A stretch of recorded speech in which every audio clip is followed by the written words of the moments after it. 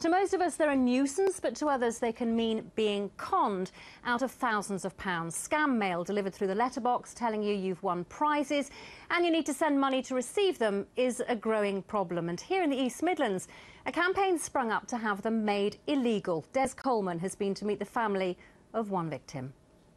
Sometimes it's just junk mail. Other times it includes tempting offers of cash. Now, most of us just throw them away, but some people get taken in.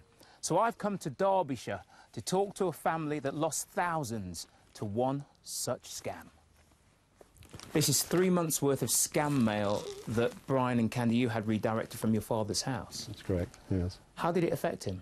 My father became totally absorbed and addicted, to the extent that if he got a letter like this, he would not do anything else that day until he'd filled in the forms, been up to the post office and sent off his cheques to the criminals. He would refuse to do anything with the family until he had done that. He was so addicted. £150 a week, £5,000 a year. We worked out that since he's been doing this, he must have spent over £30,000. So what do you think can be done?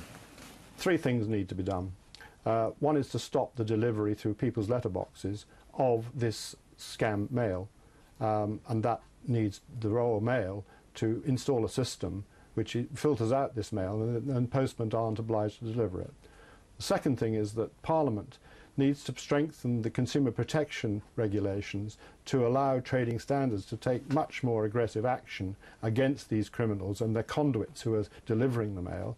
And the third thing is that ministers need to recognise that this is an illness. This is an addiction just as much as alcoholism or drug addiction.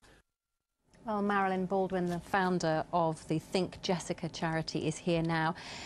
Marilyn, I read yesterday on your website about your mum being scammed, and it was genuinely heartbreaking to hear her story. She was in her 80s. Can you describe to me the sort of day-to-day bombardment and how overwhelmed she felt by this?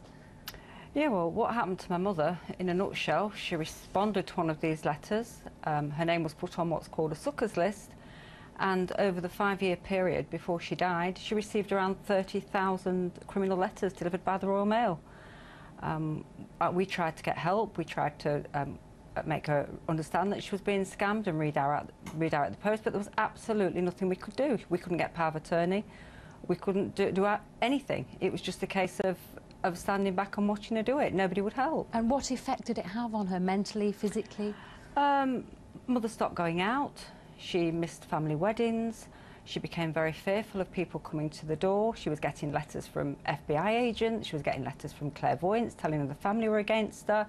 Lottery officials telling her she'd won money. It was a whole cocktail of fictional characters that actually formed this delusional world that became her reality. And you've set up this charity, obviously based here in the East Midlands, but this is a much bigger problem than just here, isn't it? Oh, it's a massive problem. I mean, through the Think Jessica website, we can be alerted to 22,000 victims in one day that have collectively lost £500,000. I mean, this mail is absolutely pumping into the UK. It's pouring in. We saw Brian Smith in our film there, Heather. He's one of your constituents, and I know that he got in touch with you. So what have you been doing to try and help? We've had a Westminster Hall debate.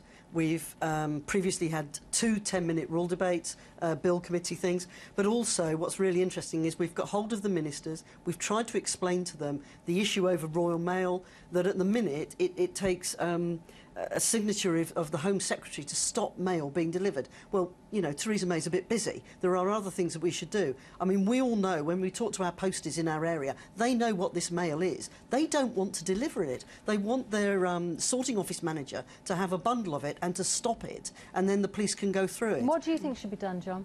I think effective regulation.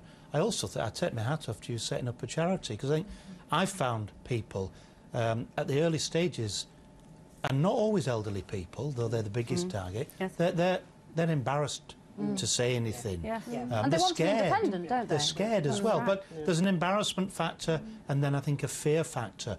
And so I think people get sucked into this. And that's been my experience, and horrendous losses. Marilyn, are MPs like the two here, are they doing enough? Well, what should they be doing? 2009, I actually addressed MPs in the committee room at the House of Commons, and I thought things were going to be done then. I spent an afternoon That's with 4 years yeah, ago. with the Attorney General. Other MPs have come on board and they've gone off the wagon, so to speak. Heather's doing an amazing job now, and hopefully Heather's going to keep pushing until we get something done. But I'd just like to bring in there that these scammers know exactly who they're going for. They are working from mailing lists that categorise people as being elderly. So don't think it's not a problem. You know, visit the Think Jessica website and see. It's You want massive. the Royal Mail to tackle this, but how? Well, now we hear it's going to be privatised as well. That must be a concern. Yeah. Well, when I first approached Royal Mail, I asked them if they'd put a very simple felicit A flyer or something like that, or a in message. place, Yeah. where they could actually flag up victims that were getting a lot of this type of mail. And they said that it was impossible to do. I mean, you think of a pensioner getting 100 scam letters a day and they can't be flagged up. They do tell us, actually, we contacted them and they said that they have cancelled 10 contracts in recent years and they understand the upset scam mail causes. That's what they've told us. Yeah. But they're not doing enough, is what you Well, say. no, I mean, all this mail that's coming through now, if you've only got to look at that, that's a printed Royal Mail stamp. Now, the person who sent this, the company that sent this, can actually be traced by the PPI number on that stamp.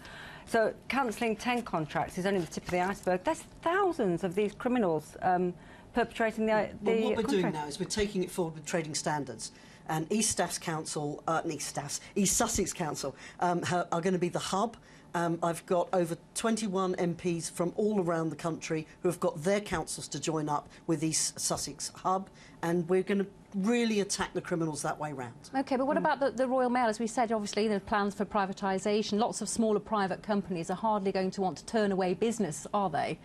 So what Royal Mail have done, which is the tip of the iceberg, they've actually stopped it coming in at the airports. The last time that they had a raid, 50,000 items they stopped in one go. So I think they've got the message. We do need to change the law. But it's too profitable for them.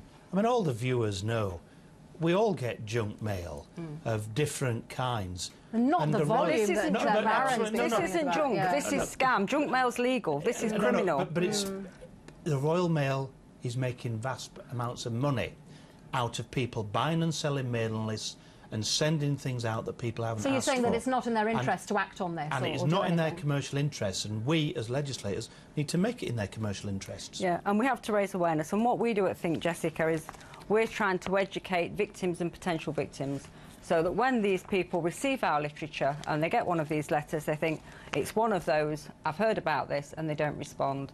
Because at the moment, there's no education out there. So it's a silent crime. It is really interesting. Royal Mail are fighting back a bit because they've got leaflets now that will go to people's houses. The posties can come back and have a list of that. So I think we're getting through, but we still need to go further, and I'm more than happy to keep the campaign going. Marilyn, clearly it's something that you want to see action on sooner rather than later, and I wish you all the very best with your campaign. All right, I'm sure thank lots you. of people watching will too.